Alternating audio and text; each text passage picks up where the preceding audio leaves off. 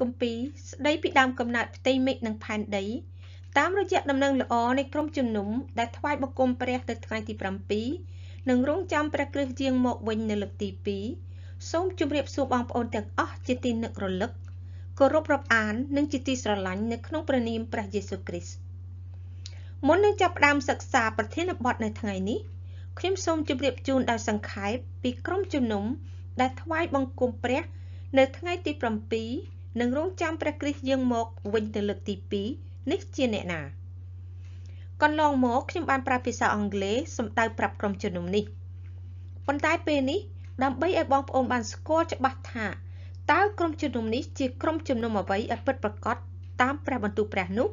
ខ្ញុំសូមជម្រាបដោយស្មោះត្រង់ថាក្រុមជំនុំនេះមិនមែនជានាមរបស់និកាយទេគឺជាក្រុមជំនុំឬជាពួកអ្នកថ្វាយបង្គំព្រះ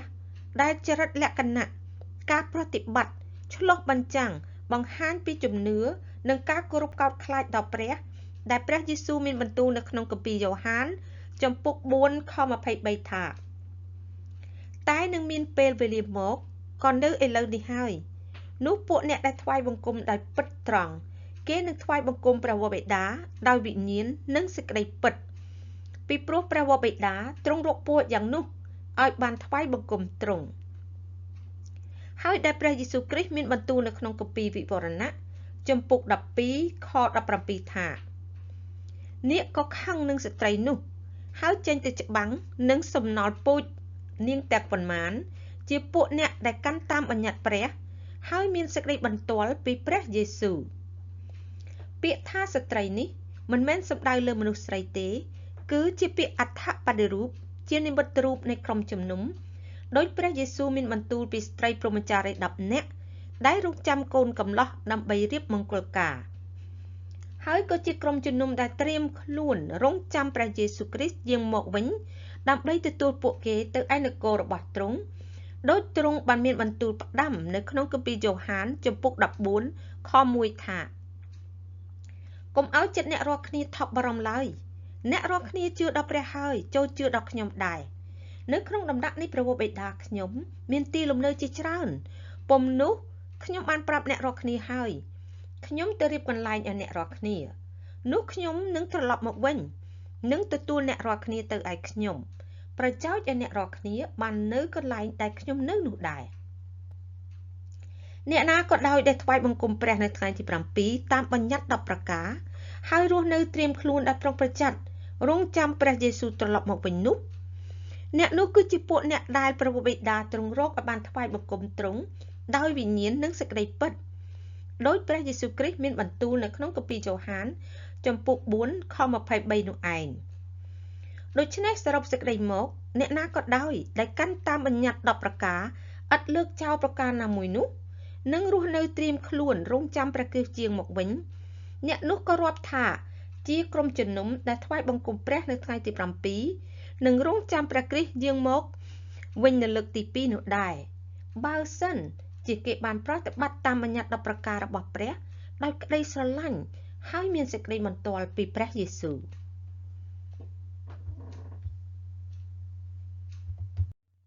មុននឹងយើងចាប់ផ្ដើមថ្វាយបង្គំព្រះនេះសូមបងប្អូនសម្រុំចិត្តអធិដ្ឋានយាងព្រះវិញ្ញាណបរិសុទ្ធមកគង់ជាមួយនឹងយើងរាល់គ្នាអោព្រះវរបិតានៃឋានសួគ៌ទូលបង្គំសូមលើកសរសើរដំកើងទ្រង់ជាព្រះពិតដ៏មានប្រជញ្ញរស់នៅសូមទ្រង់អត់ទោសដល់ទូលបង្គំរាល់គ្នាចំពោះការអ្វីដែលទូលបង្គំបានប្រព្រឹត្តកន្លងមកដោយដែលទូលបង្គំបានអត់ទោសដល់អស់អ្នកដែលធ្វើបាបទោសនឹងទូលបង្គំដែរសូមចាត់ព្រះវិញ្ញាណបរិសុទ្ធរបស់ទ្រង់មកសណ្ឋិតក្នុងចិត្តទូលបង្គំរាល់គ្នា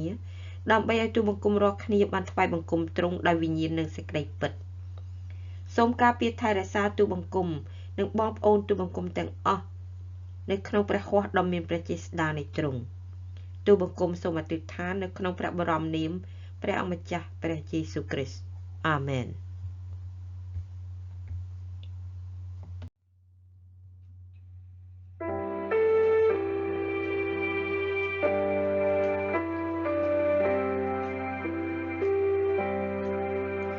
សូមយាងព្រះវិញ្ញាណបរិសុទ្ធមកសន្ធិដ្ឋ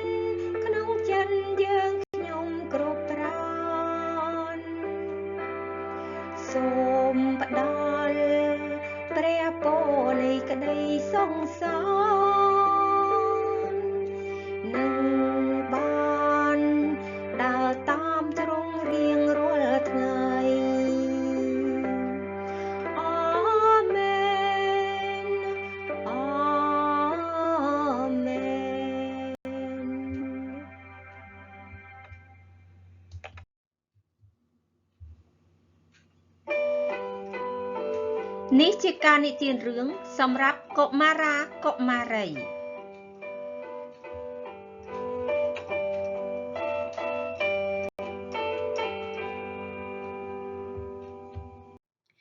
សួស្តីបងប្អូនកុមារាកុមារីនិងបងប្អូនដែលតែងតែមកស្ដាប់រឿងនៅក្នុងព្រះគម្ពីរជារៀងរាល់ថ្ងៃបរិសុទ្ធនៅថ្ងៃនេះខ្ញុំនឹងនិទានរឿងអំពីបូអូបសន្យានឹងនាងរស់ Boaz promises Ruth ដែលមាននៅក្នុងគម្ពីរនាងរស់ចំពុក3ខ9ដល់ខ13មកជំនុំស្ដាប់ដូច្នេះសូមរងចាំស្ដាប់ទាំងអស់គ្នាណាលោកសួរថាអ្នកណានេះនាងឆ្លើយថាខ្ញុំឈ្មោះរស់ជាបាវស្រីរបស់លោកសូមបណ្ដោយភួយលោកមកដណ្ដប់ឲ្យបាវស្រីផងត្បិតលោកជាអ្នកមានច្បាប់នឹងលុះបានលោកតបថានាងអើយសូមឲ្យនាងបានប្រកបដោយពរនៃព្រះយេហូវ៉ាចុះនាងបានសម្ដែងទឹកចិត្តដ៏សប្បុរសនៃជនក្រោយនេះវិសេសជាងមុនណាស់ដោយនាងមិនបានទៅតាមកំឡោះទោះក្រឬមានផងឥឡូវនេះនាងអើយកុំកោចខ្លាចឡើយខ្ញុំនឹងធ្វើសម្រេចឲ្យនាងតាមគ្រប់ទាំងសេចក្តីដែលនាងនិយាយនេះត្បិតមនុស្សទាំងអស់នៅទីក្រុងខ្ញុំនេះដឹងហើយថានាងជាស្ត្រីល្អត្រឹមត្រូវណាស់ឯខ្ញុំមានច្បាប់នឹងលុះមែនប៉ុន្តែមានម្នាក់ទៀតដែលជាសាច់ញាតិជិតជាងខ្ញុំទៅទៀតដូច្នេះជួបបងអង្គនៅយប់នេះសិនចាំដល់ព្រឹកឡើងបើគេចង់សម្រេចនឹងនាងតាមច្បាប់ជាសាច់ញាតិជិតដិតគ្នានោះចូលឲ្យគេសម្រេចចុះតែបើអ្នកនោះមិនព្រមទេនោះខ្ញុំនឹងសម្រេចជាសាច់ញាតិជិតដិតនឹងនាងវិញខ្ញុំស្បត់នឹងព្រះយេហូវ៉ាដ៏មានបច្ចុប្បន្នរស់នៅដូច្នោះហើយចូលដេកនៅទីនេះរហូតដល់ព្រឹកចុះរឿងនេះចប់តែប៉ុណ្ណេះសូមបងប្អូននិងបងប្អូនសូមចិត្តអធិដ្ឋានជាមួយខ្ញុំអោព្រះបិតាដែលគង់នៅស្ថានសួគ៌ទូលគុំសូមអរព្រគុណទ្រង់ចំពោះថ្ងៃបរិសុទ្ធនិងចំពោះបងប្អូននិងបងប្អូនកុមារាកុមារីដែលតែងតែមកទៀងស្ដាប់ព្រះបន្ទូលរបស់ទ្រង់ទុំគុំប្រទិដ្ឋានសូមទ្រង់ប្រទានពរដល់បងប្អូនទុំគុំគ្រប់គ្នានិងបងប្អូនកុមារាកុមារីព្រមទាំងមាតាបិតាញាតិមិត្តជិតឆ្ងាយរបស់គេឲ្យបានប្រកបដោយព្រះគុណទ្រង់គឺប្រកបដោយសេចក្តីសុខសាន្តហើយមានសុខភាពល្អជៀសវាងពីការអាក្រក់ទាំងឡាយ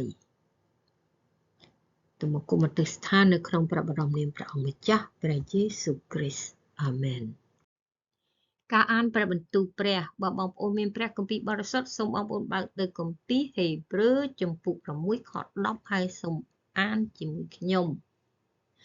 ត្បិតព្រះទ្រង់មិនមែនជាអ្នករមើលគុណដែលទ្រង់នឹងភ្លេចការអ្នករាល់គ្នាធ្វើនិងសេចក្តីស្រឡាញ់ដែលអ្នករាល់គ្នាបានសម្ដែងដល់ព្រះនាមទ្រង់ដោយបានបម្រើពួកបរិសុទ្ធហើយក៏នៅតែបម្រើទៀតនោះទេនៅក្នុងគម្ពីរ King James Version សរសេរថា For God is not unrighteous to forget your work and labor of love which ye have showed toward his name in that ye have ministered to the saints and do minister សូមព្រះអង្គប្រទានពរដល់ការអានព្រះបន្ទូលព្រះការសិក្សាព្រះបន្ទូលនៅថ្ងៃបរិសុទ្ធមុនយើងបានសិក្សាពីប្រធានបទតើមនុស្សលោកអាចធ្វើអ្វីខ្លះទៅដើម្បីឲ្យបានទៅនៅក្នុងនគរព្រះគម្ពីរបង្ហាញឲ្យយើងដឹងថាមិនមែនជាមនុស្សដែលអាចសង្គ្រោះខ្លួនឯងពីពិភពលោកដ៏មានបាបនេះដើម្បីចូលទៅក្នុងនគរស្ថានសួគ៌បាននោះទេវាគឺជាអំណោយទាននៃព្រះតាមរយៈព្រះយេស៊ូវគ្រីស្ទជាបរិជ្ជបុត្រាតែមួយរបស់ទ្រង់ដែលស្ម័គ្រព្រះទ័យលះបង់ស្ថានសួគ៌មកទុំផ្ទៃមនុស្សប្រសូតជាកូនមនុស្សដើម្បីធ្វើជាថ្លៃលុះបាបមនុស្សហើយដែលជាហេតុឲ្យពួកគេអាចចូលទៅក្នុងនគរព្រះបាន មានតែមនុស្សដែលបានសង្គ្រោះប៉ុណ្ណោះដែលអាចចូលទៅក្នុងនគរព្រះដូច្នេះមនុស្សមិនអាចទិញសេចក្តីសង្គ្រោះបានទេនេះគឺមានន័យថាពួកគេមិនអាចធ្វើអ្វីមួយឬថ្វាយអ្វីដើម្បីទទួលបានសេចក្តីសង្គ្រោះឡើយនៅថ្ងៃបរិសុទ្ធនេះយើងនឹងសិក្សាពីចម្ងល់មួយដែលថា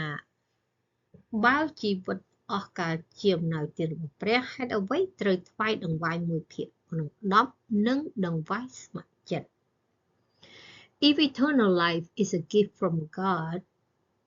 why give tithes and free will offerings? លើនេះសូមបងប្អូនសម្រុំចិត្តអធិដ្ឋានជាមួយខ្ញុំសិនអោព្រះវរបិតាដែលគង់នៅស្ថានសួគ៌ទូលបង្គំសូមថ្វាយបង្គំទ្រង់ជាព្រះដ៏មានប្រជាជនរស់នៅអកាសជានិច្ចនិងជាព្រះដែលប្រកបដោយសេចក្តីសប្បុរសទូលបង្គំអធិដ្ឋានសូមទ្រង់ប្រទានពរដល់ទូលបង្គំរាល់គ្នានៅប្រាជ្ញានិងការយល់ដឹងពីព្រះបន្ទូលទ្រង់ទៅតាមព្រះハរតីនិងសេចក្តីណែនាំនៃព្រះវិញ្ញាណបរិសុទ្ធនៃទ្រង់ទូលបង្គំអធិដ្ឋាននៅក្នុងព្រះបរមនាមព្រះអង្គម្ចាស់ព្រះយេស៊ូវគ្រីស្ទអាមែនប្រសិនបើជីវិតអស់កលជាអំណោយទានរបស់ព្រះដល់មនុស្សហេតុអ្វីបានជាពួកគ្រីស្ទានថ្វាយដង្វាយមួយភាគក្នុង10និងដង្វាយស្ម័គ្រចិត្តយើងត្រូវយល់ឲ្យច្បាស់ថាតើដង្វាយទាំងនេះថ្វាយទៅព្រះសម្រាប់អ្វីការថ្វាយដង្វាយមួយភាគក្នុង10និងដង្វាយស្ម័គ្រចិត្តមិនមែនថ្វាយទៅព្រះដើម្បីឲ្យទទួលបានសេចក្តីសង្គ្រោះនោះទេប៉ុន្តែជាការដឹងគុណដល់ព្រះដែលជាម្ចាស់នៃគ្រប់ទាំងអស់និងដែលបានប្រទានដល់មនុស្សគោលបំណងព្រះハរតីរបស់ព្រះដែលបង្កើតពិភពលោកនិងមនុស្សមិនមែនសម្រាប់ជាប្រយោជន៍របស់ទ្រង់នោះទេគម្ពីរអេសាយជំពូក45ខ18ចែងថាត្បិតព្រះយេហូវ៉ាដែលបានបង្កើតផ្ទៃមេឃជាព្រះដែលទ្រង់សូនធ្វើហើយប្រតិស្ថានផែនដីក៏តាំងឡើងមិនមែនបង្កើតមកឲ្យនៅទទេទេគឺបានជប់សូនបង្កើតឲ្យជាទីអាស្រ័យនៅទ្រង់មានបន្ទូលដូច្នេះថាគឺអញនេះជាយេហូវ៉ាអត់មានព្រះឯណាទៀតឡើយប្រសិនបើអ្នកណាម្នាក់អនុញ្ញាតឲ្យអ្នករស់នៅលើដីរបស់គេដោយឥតយកប្រាក់ជួលថាអ្នកនឹងដឹងគុណចំពោះបុគ្គលនោះឬអត់ចុះបើអ្នកនោះអនុញ្ញាតឲ្យរស់នៅលើដីគេដោយមិនត្រឹមតែឥតបង់ថ្លៃជួលប៉ុណ្ណោះទេថែមទាំងផ្គត់ផ្គង់ដល់សេចក្តីត្រូវការថែមទៀតរាប់តាំងពីកូនដល់ចៅចុះទម្រាំព្រះដែលប្រទានសូម្បីតែបរិជ្ជបុត្រាតែមួយរបស់ទ្រង់ដោយព្រោះសេចក្តីធ្មិនល្មើសរបស់មនុស្សតើត្រូវដឹងគុណទ្រង់ជាអំបាលម៉ានទៅតើបងប្អូនយល់ថាដូចម្តេចឥឡូវនេះយើងត្រូវសិក្សាយល់ដឹងឲ្យច្បាស់អំពីដង្វាយមួយភាគក្នុង10និងដង្វាយស្ម័គ្រចិត្តតើដង្វាយទាំងពីរនេះសម្រាប់អ្វីដង្វាយស្ម័គ្រចិត្តគឺសម្រាប់ជួយដល់បងប្អូនក្រីក្រក្នុងក្រុមជំនុំគម្ពីររ៉ូមជំពូក15ខ26ចែងថាត្បិតពួកម៉ាសេដូននិងស្រុកអាខ័យគេសុខចិត្តរៃគ្នាផ្ញើទៅជួយដល់ពួកអ្នកក្រីក្រក្នុងពួកបរិសុទ្ធនៅក្រុងយេរូសាឡឹមដង្វាយនេះគឺត្រូវថ្វាយដោយស្ម័គ្រពីចិត្តឥតធ្វើឡើងតែបង្ខំចិត្តនោះឡើយព្រោះថានៅក្នុងគម្ពីរកូរិនថូសទី2ចំពុក9ខ7ចែងថាចូលឲ្យគ្រប់គ្នាធ្វើតាមដែលសម្រេចក្នុងចិត្តចុះមិនមែនដោយស្ដាយឬដោយបង្ខំឡើយត្បិតព្រះទ្រង់ស្រឡាញ់ដល់អ្នកណាដែលថ្វាយដោយអំណរសប្តាហ៍ថ្ងៃដង្វាយនេះក៏បានយកមកសម្រាប់ឧបត្ថម្ភដល់ការងារគ្រប់គ្រងព្រះវិហារជាកន្លែងថ្វាយបង្គំប្រសិនបើមានព្រះវិហារឬឧបត្ថម្ភដល់កម្មវិធីផ្សេងៗដូចជាសិក្សាព្រះគម្ពីរសម្រាប់កុមារយុវជនឬនារីជាដើមឯដង្វាយមួយភាគក្នុង10គឺជាដង្វាយដែលព្រះទ្រង់បង្គាប់ឲ្យថ្វាយគឺថ្វាយមួយភាគក្នុង10គឺត្រូវថ្វាយរបៀបនោះឯងគឺមិនមែនថ្វាយទៅតាមចិត្តថ្វាយនោះឡើយព្រោះថាគម្ពីរម៉ាឡាគីជំពូក3ខ10ចែងថាចូលនាំយកដង្វាយមួយភាគក្នុង10ទាំងអស់មកដាក់ក្នុងឃ្លាំងចុះដើម្បីឲ្យមានស្បៀងអាហារនៅក្នុងដំណាក់អញ ហើយលបងលោកអញឥឡូវបើអញមិនបើកទ្វារស្ថានសួគ៌ដើម្បីចាក់ព្រះពរមកលើឯងដែលនឹងគ្មានកន្លែងលំមទុកបានទេនេះហើយជាព្រះបន្ទូលរបស់ព្រះយេហូវ៉ានៃពួកពលបរិវារអ្វីពិតតែព្រះទ្រង់បង្គាប់ឲ្យថ្វាយដង្វាយមួយភាគក្នុង10ក៏ដង្វាយនេះត្រូវថ្វាយចេញពីដួងចិត្តដែរបងប្អូនយល់ពីដង្វាយមួយភាគ10នេះទេគឺថាបើយើងរកបាន100យើងត្រូវថ្វាយទៅព្រះ1ភាគ10គឺស្មើនឹង10គឺថ្វាយទៅព្រះ10បាន1ភាគក្នុង10មានបងប្អូនខ្លះយល់ឃើញថានៅក្នុងគម្ពីរសញ្ញាថ្មីដង្វាយ1ភាគក្នុង10នោះមិនតម្រូវឲ្យថ្វាយទេគឺថ្វាយតាមការសម្រេចចិត្តដូចជាដង្វាយស្ម័គ្រពីចិត្តដែរដោយលើកយកបន្ទូលព្រះយេស៊ូវក្នុងគម្ពីរលូកាជំពូក11ខ42ដែលទ្រង់បន្ទោសពួកផារីស៊ីឥឡូវហ្នឹងយើងពិនិត្យមើលខគម្ពីរនេះតើយ៉ាងដូច្នេះមែនឬអីតែវេទនាដល់អ្នករាល់គ្នាពួកផារីស៊ីអើយត្បិតអ្នករាល់គ្នាតែងថ្វាយ1ភាគក្នុង10ទាំងជាអង្កាមជារលីលក្ខណ៍និងបន្លែគ្រប់មុខតែលះចោលសេចក្តីយុត្តិធម៌និងសេចក្តីស្រឡាញ់នៃព្រះវិញគួរឲ្យអ្នករាល់គ្នាបានប្រព្រឹត្តសេចក្តីទាំងនេះវិញហើយឥតចោលការខាងដើមនោះផងដែលប្រព្រឹត្តសេចក្តីនេះវិញនោះគឺប្រព្រឹត្តអ្វីទៅគឺថាប្រព្រឹត្តសេចក្តីយុត្តិធម៌និងសេចក្តីស្រឡាញ់នៃព្រះហើយដែលថាឥតចោលការខាងដើមនោះផងតើការអ្វីទៅដែលជាថាការខាងដើមនោះគឺជាការថ្វាយដង្វាយ1ភាគក្នុង10ពីព្រោះថាទ្រង់បានមានបន្ទូលនៅក្នុងឃ្លាចុងក្រោយថាហើយឥតចោលការខាងដើមតើបងប្អូនយល់អញ្ចឹងទេមួយវិញទៀតព្រះយេស៊ូវមិនប្រាប់ឲ្យអ្នកជឿមិនស្ដាប់បង្គាប់តាមប្រមោលបិតានៃទ្រង់ទេតើដង្វាយ1ភាគក្នុង10នោះថ្វាយសម្រាប់អ្វីដង្វាយ1ភាគក្នុង10ប្រើប្រាស់សម្រាប់ឧបត្ថម្ភដល់ការងារបម្រើព្រះគឺដល់ពួកអ្នកដែលតាំងចិត្តថ្វាយជីវិតរស់នៅរបស់ពួកគេដើម្បីបម្រើការងារផ្សព្វផ្សាយដំណឹងល្អនៃសេចក្តីសង្គ្រោះនិងបង្រៀនព្រះបន្ទូលព្រះគម្ពីរទីម៉ូថេទី1ចំពុក5ខ18ចែងថាត្បិតគម្ពីរចែងទុកមកថាមិនត្រូវឃ្លុំមាត់គោដែលកំពុងបញ្ជាន់ស្រូវឡើយហើយថាជើងឈ្នួលគួរឲ្យបានប្រាក់ឈ្នួលខ្លួនគឺចែងដូចនៅក្នុងគម្ពីរចតុយកថាចំពុក25ខ4ដែលព្រះទ្រង់ប្រាប់ឲ្យលោកម៉ូសេចែងប្រាប់នៅក្នុងក្រឹតវិន័យលោកម៉ូសេថាមិនត្រូវឃ្លុំមាត់គោដែលកំពុងបញ្ជាន់ស្រូវឡើយតើសេចក្តីនេះបានន័យថាដូចម្ដេចសាវកពោលបញ្យល់ពីសេចក្តីនេះដូចនេះថាគឺនៅក្នុងគម្ពីរកូរិនថូសទី1ចំពុក9ខ9ដល់ខ10ត្បិតមានសេចក្តីចែងទុកមកក្នុងក្រឹតវិន័យលោកម៉ូសេថាកុំឲ្យឃ្លុំមាត់របស់គោដែលបញ្ជាន់ស្រូវឡើយនោះតើព្រះទ្រង់គិតដល់តែគោប៉ុណ្ណោះឬទ្រង់មានបន្ទូលដូច្នោះចំពោះយើងរាល់គ្នាដែរគឺដោយព្រោះតែយើងរាល់គ្នាហើយបានជាសេចក្តីនោះបានចែងទុកមកដើម្បីឲ្យអ្នកណាដែលភ្ជួររាស់បានភ្ជួររាស់ដោយសង្ឃឹមហើយអ្នកណាដែលបញ្ជាន់ដោយសង្ឃឹមនោះនឹងបានតាមសេចក្តីសង្ឃឹមនោះឯងដោយសារពួកអ្នកបម្រើការងាររបស់ព្រះគឺបានបម្រើព្រះទាំងស្រុងក្នុងជីវិតរស់នៅដែលពួកគេមិនអាចប្រកបមុខរបរអ្វីផ្សេងទៀតដើម្បីផ្គត់ផ្គង់ខ្លួនឯងនិងគ្រួសារបាននោះបានជាពួកគេត្រូវតែបានទទួលប្រាក់កម្រៃសម្រាប់ចិញ្ចឹមជីវិតរស់នៅព្រោះថានៅក្នុងគម្ពីរកូរិនថូសទី ទី1ចំពោះ9ខ13ដល់ខ14សាវកពស់បញ្ជាក់ប្រាប់ថាតើមិនដឹងទេឬអីថាពួកអ្នកដែលធ្វើការព្រះគេបរិភោគដោយសារព្រះវិហារហើយពួកអ្នកដែលបម្រើស្នាក៏បានចំណែកពីអាសនៈដែរព្រះអង្គម្ចាស់ទ្រង់បង្គាប់ឲ្យពួកអ្នកដែលផ្សាយដំណឹងល្អ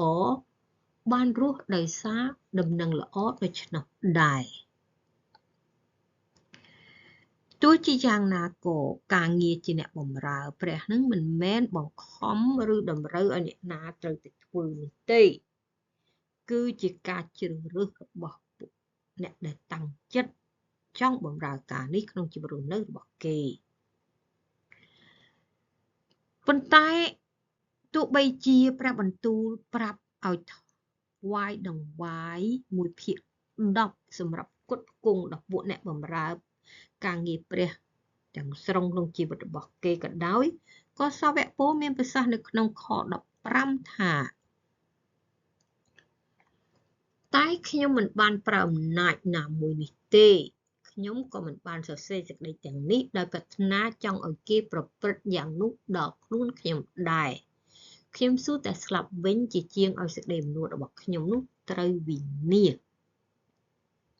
នេះមិនមែនបានសេចក្តីថាលោកជំទាស់នឹងព្រះបន្ទូលរបស់ព្រះនោះទេតែលោកចង់មានន័យថាដោយសារព្រះបន្ទូលប្រាប់ឲ្យក្រុមជំនុំផ្គត់ផ្គង់ពួកអ្នកធ្វើការងារបម្រើព្រះផ្សព្វផ្សាយដំណឹងល្អនោះគឺដូចជាគ្រូកងវិលដែលផ្សងលេងហៅថា pastor ហ្នឹងពួកគេទាំងនោះមិនគួរមានអំនួតទេពីព្រោះក្នុងគម្ពីរកូរិនថូសទី1ចំពោះ9ខ16ដល់ខ17លោកមានប្រសាសន៍ថាគម្ពីរកូរិនថូសទី1ចំពោះ9ខ16ដល់ខ17ចែងថាពីព្រោះបើខ្ញុំផ្សាយដំណឹងល្អទៅនោះមិនមែនជាហេតុឲ្យខ្ញុំអួតខ្លួនទេត្បិតខ្ញុំជាប់ក្នុងសេចក្តីបង្ខំបើមិនផ្សាយដំណឹងល្អវិញនោះវល់ដល់ខ្ញុំហើយបើខ្ញុំធ្វើដោយស្ម័គ្រចិត្តនោះខ្ញុំបានរង្វាន់តែបើខ្ញុំធ្វើទាំងទើសទាល់នោះគង់តែមានការងារចែកចាយផ្ញើទុកនឹងខ្ញុំដែរឥឡូវនេះចូលយើងពិនិត្យខទាំងពីរនេះសិនដើម្បីបានយល់ដឹងថាតើសាវកពស់កំពុងព្យាយាមពន្យល់ពីអ្វីព្រោះថាលោកនិយាយអំពីសេចក្តីបង្ខំនិយាយអំពីរង្វាន់ហើយនិយាយអំពីពុតតែទើសទាល់នៅក្នុងគម្ពីរ King James Version ដាក់ថា For necessity is laid upon me ត្រង់ពាក្យថាត្បិតខ្ញុំជាប់ក្នុងសេចក្តីបង្ខំពាក្យថា necessity ហ្នឹងគឺមាននិយមន័យថា urgent need បកប្រែថាភាពចាំបាច់ឬក៏តម្រូវការជាបន្ទាន់ឯពាក្យថាតែបើធ្វើទាំងទើសទាល់នៅក្នុងគម្ពីរ King James Version ដាក់ថា if against my will គឺបកប្រែថាផ្ទុយពីបំណងចិត្តខ្ញុំមិនមែនជាបំណងចិត្តខ្ញុំជាខ្លីហើយដើម្បីបានជាថាមិនមែនជាបំណងចិត្តរបស់សាវកពស់ពីព្រោះជាបំណងប្រហារតីនៃព្រះយេស៊ូវគ្រីស្ទដែលទ្រង់មិនហៅគាត់ឲ្យផ្សាយដំណឹងល្អទៅសត្វដទៃព្រោះនៅក្នុងគម្ពីរកិច្ចការចំពោះ22ខ21ចែងថានោះទ្រង់មានបន្ទូលមកខ្ញុំថាចូលទៅចុះបាត់ខ្ញុំនឹងចាត់អ្នកឲ្យទៅឯសាសដទៃដែលនៅឆ្ងាយព្រោះថានៅពេលនោះដំណឹងល្អបានចែកចាយទៅពួកយូដាប៉ុន្តែព្រះយេស៊ូវទ្រង់ហៅលោកសាវកពស់នេះឯងឲ្យទៅផ្សាយដល់សាសដទៃដូច្នេះការនោះក៏ជាការបន្ទាន់ដែរជាការចាំបាច់ផងដែរដោយដែលគម្ពីរកូឡូសចំពុក1ខ25ចែងថាខ្ញុំបានត្រឡប់ជាអ្នកបម្រើដល់ពួកជំនុំនោះតាមការកាន់កាប់ត្រួតត្រារបស់ព្រះដែលបានប្រគល់មកខ្ញុំសម្រាប់អ្នករាល់គ្នាដើម្បីនឹងបំពេញព្រះបន្ទូលឥឡូវនេះខ្ញុំសូមជម្រាបបន្តិចត្រង់កន្លែងដែលថាកាន់កាប់ត្រួតត្រារបស់ព្រះ ដើម្បីកុំឲ្យយល់ច្រឡំថាជាការកាន់កាប់ត្រួតត្រាដូចជាចៅវាយដែលប្រើអំណាចដោយអាងថាទទួលការកាន់កាប់ត្រួតត្រាមកពីព្រះនោះឡើយពីព្រោះថាព្រះយេស៊ូវមានបន្ទូលនៅក្នុងគម្ពីរយ៉ូហានចំពុក20ខ25ដល់ខ27អំពីអ្នកបម្រើព្រះត្រូវធ្វើដោយម្ដេចហើយខ្ញុំសូមជម្រាបបន្ថែមបន្តិចត្រង់កន្លែងដែលថាដង្វាយ 1/10 នឹងមិនមែនតែក្រុមជំនុំដែលថ្វាយទៅព្រះប៉ុណ្ណោះទេអ្នកបម្រើព្រះដែលទទួលប្រាក់បំណាច់សម្រាប់ជីវិតរស់នៅពីដង្វាយ 1/10 នឹងក៏ថ្វាយដង្វាយ 1/10 ទៅឲ្យព្រះផងដែរតែព្រះយេស៊ូវទ្រង់ហៅអ្នកទាំងនោះមកមានបន្ទូលថាអ្នករាល់គ្នាដឹងថាពួកចៅហ្វាយនៃសត្វដទៃតែងគ្រប់គ្រងលើសះរបស់ខ្លួនហើយពួកអ្នកធំក៏មានអំណាចលើគេដែរប៉ុន្តែមិនត្រូវឲ្យមានដូច្នោះក្នុងពួកអ្នករាល់គ្នាឡើយគឺអ្នកណាក្នុងពួកអ្នករាល់គ្នាដែលចង់ធ្វើជាធំនោះនឹងត្រូវធ្វើជាអ្នកបម្រើដល់អ្នករាល់គ្នាវិញហើយអ្នកណាក្នុងពួកអ្នករាល់គ្នាដែលចង់បានជាលេខ1នោះអ្នកនោះត្រូវធ្វើជាបាវរបស់ដល់អ្នករាល់គ្នាវិញហើយអ្វីបានជាទ្រង់មានបន្ទូលប្រាប់ពួកគេដូច្នេះពីព្រោះនៅក្នុងខ28ទ្រង់មានបន្ទូលថាដូចជាកូនមនុស្សគឺដូចជាទ្រង់នឹងឯងបានមកមិនមែនឲ្យគេបម្រើលោកទេគឺនឹងបម្រើគេវិញហើយនឹងឲ្យជីវិតខ្លួនទុកជាថ្លៃលួសមនុស្សជាច្រើនផងដូច្នេះប្រាក់ដង្វាយ 1/10 ដែលពួកគ្រីស្ទបរិស័ទថ្វាយទៅព្រះនោះគឺសម្រាប់ឧបត្ថម្ភការងាររបស់គ្រូកងវិលគឺការងារផ្សាយដំណឹងល្អផ្សាយពីសេចក្តីសង្គ្រោះមិនមែនសម្រាប់អ្វីផ្សេងទៀតក្រៅពីនោះទេតែគ្រូកងវិលមិនមែនធ្វើការងារនេះដើម្បីឲ្យខ្លួនខ្លាយជាអ្នកមានសុខដុមនោះឡើយតាគម្ពីរហ្វីលីបចំពុក2ខ4ចែងថាកុំឲ្យគ្រប់គ្នាស្វែងរកតែប្រយោជន៍ផ្ទាល់ខ្លួនឡើយត្រូវស្វែងរកចំពោះអ្នកដទៃផងឯគម្ពីរធីម៉ូថេទី1ចំពុក6ខ9ចែងពីហានិភ័យដែលអាចកើតឡើងចំពោះអ្នកដែលផ្ដោតចិត្តចង់មានបានស្ដុកស្ដម្ភដូចនេះថាឯពួកអ្នកដែលចង់ធ្វើជាអ្នកស្ដុកស្ដម្ភនោះនឹងធ្លាក់ទៅក្នុងសេចក្តីល្បួងនិងអន្ទាក់ហើយក្នុងអំណងជាច្រើនដែលផ្ដេសផ្ដាស់ហើយធ្វើទុកដល់ខ្លួនក៏ពន្លិចមនុស្សទៅក្នុងសេចក្តីហិនវិនាសនិងសេចក្តីអណ្ដោតធានវិញព្រះមិនមែនចង់ឲ្យមនុស្សណាម្នាក់ទាល់ក្រនោះទេហើយក៏មិនមែនជាបាបដោយព្រោះជាអ្នកមានសុខដុមនោះដែរបើមិនអញ្ចឹងហេតុដូចម្តេចបានជាព្រះប្រទានពរលោកអាប់រ៉ាហាំលោកយ៉ូបធ្វើអីគឺដែល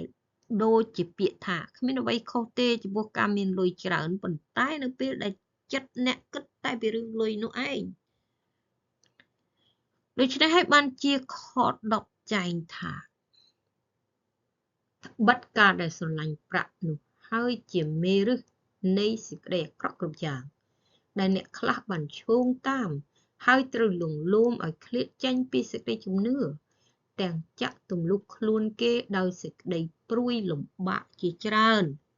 គឺព្រួយតែពីរឿងលុយប្តីប្រពន្ធឆ្លោះគ្នាក៏ពីរឿងលុយគ្រួសារបែកបាក់ក៏ពីរឿងលុយចុះពាក្យដែលសាវកពោលថាឯរង្វាន់របស់ខ្ញុំនោះតើជាស្អីទៅឯរង្វាន់ដែលសាវកពោលមានប្រសាសន៍នោះគឺដូចនេះក្នុងគម្ពីរកូរិនថូសទី1ដដែលចំពុក9ខ18លោកមានប្រសាសន៍ថាដូច្នេះតើរង្វាន់ខ្ញុំជាយ៉ាងណាគឺឲ្យតែខ្ញុំបានផ្សាយដំណឹងល្អពីព្រះគ្រីស្ទដោយឥតយកថ្លៃប៉ុណ្ណោះដើម្បីកុំឲ្យខ្ញុំបានប្រើអំណាចខ្លួនក្នុងដំណឹងល្អហួសល្បត់ឡើយតើបងប្អូនដឹងទេថាលោកប៉ូលបានធ្វើត្រសាលក់សម្រាប់ឧបត្ថម្ភខ្លួនលោកនិងអ្នកធ្វើការព្រះជាមួយគ្នាសូមបងប្អូនអានគម្ពីរកិច្ចការចំពុក18ខ3ដោយខ្លួនឯងបន្ថែមឥឡូវនេះយើងដឹងហើយថាដង្វាយ1/10និងដង្វាយស្ម័គ្រ ចិត្តជាវ័យហើយសម្រាប់អ្វីគ្មានការបង្គាប់ឲ្យថ្វាយដង្វាយអ្វីក្រៅពីនេះទេសូមកុំគិតថាការថ្វាយដង្វាយទៅព្រះសម្រាប់ឲ្យមានបានដល់ខ្លួនដូចជាការសែនព្រេនបន់ស្រន់អីនោះឡើយប៉ុន្តែព្រះទ្រង់មិនភ្លេចអ្នកថ្វាយទ្រង់ដោយសេចក្តីស្រឡាញ់និងស្មោះត្រង់ទេគម្ពីរហេព្រើរជំពូក6ខ10ចែងថាត្បិតព្រះទ្រង់មិនមែនជាអ្នករមិលគុណដែលទ្រង់នឹងភ្លេចការអ្នករាល់គ្នាធ្វើនិងសេចក្តីស្រឡាញ់ដែលអ្នករាល់គ្នាបានសម្ដែងដល់ព្រះនាមទ្រង់ដែលបានបម្រើពួកបរិសុទ្ធហើយក៏នៅតែបម្រើទៀតនោះទេឥឡូវនេះសូមបងប្អូនសម្រុំចិត្តឲ្យទិដ្ឋានជាមួយខ្ញុំអោព្រះវរបិតាដែលគង់នៅស្ថានសួគ៌ទូលគុំសូមអរគុណដល់ពេលវេលានិងឱកាសនៃការសិក្សាព្រះបន្ទូលទ្រង់ទូលគុំសូមអរគុណចំពោះសេចក្តីណែនាំបំភ្លឺនៃព្រះវិញ្ញាណបរិសុទ្ធនៃទ្រង់អំពីដង្វាយដែលត្រូវថ្វាយដល់ទ្រង់ទូលគុំអធិស្ឋាននៅក្នុងព្រះបរមនាមព្រះម្ចាស់ព្រះយេស៊ូវគ្រីស្ទអាមែនសូមរងចាំបន្តការសិក្សានៅព្រឹកថ្ងៃបរិសុទ្ធក្រោយដែលត្រូវជាព្រឹកថ្ងៃសៅរ៍នៅកម្ពុជាដំណឹងល្អពីការថែរក្សាសុខភាព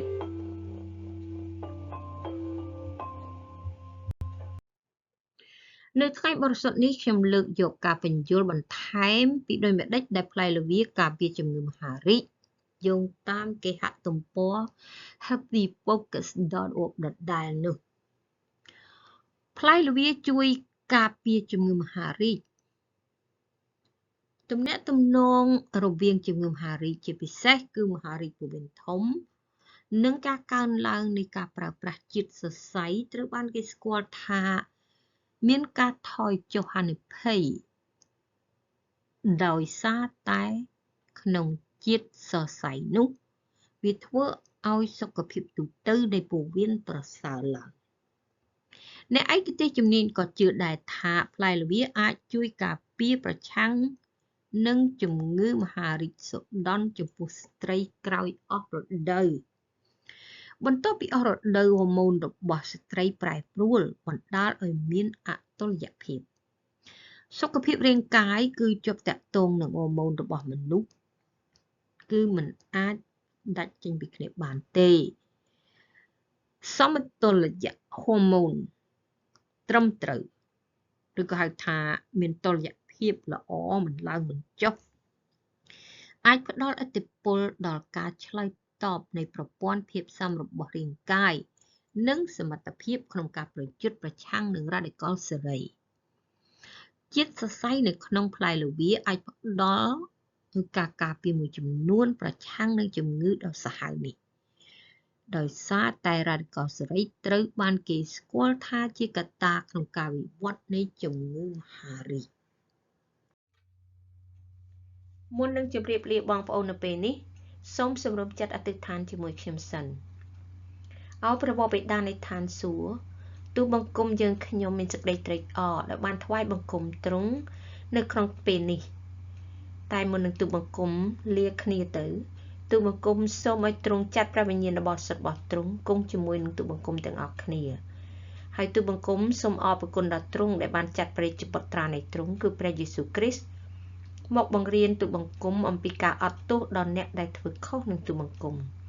ទូលបង្គំមិនអាចធ្វើបានដោយអំណាចខ្លួនឯងជាមនុស្សមានបាបឡើយ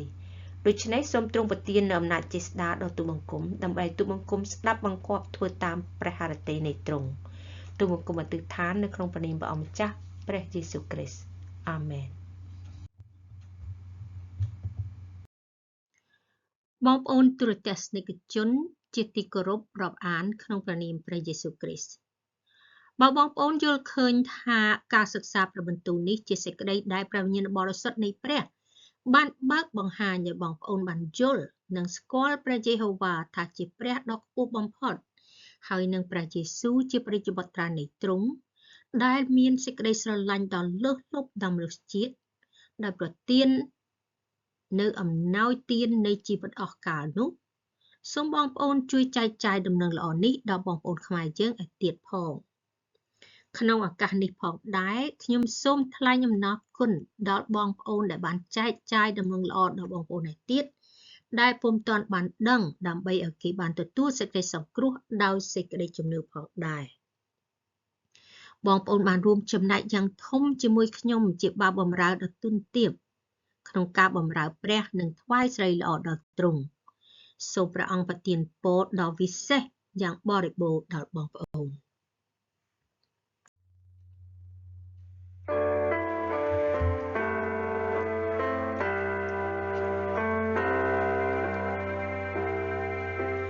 សូមព្រះអង្គគង់ជាមួយអ្នកលុះដល់គ្រាយើងបានជួបគ្នាជាថ្មីសូមអ្នកឃ្លាន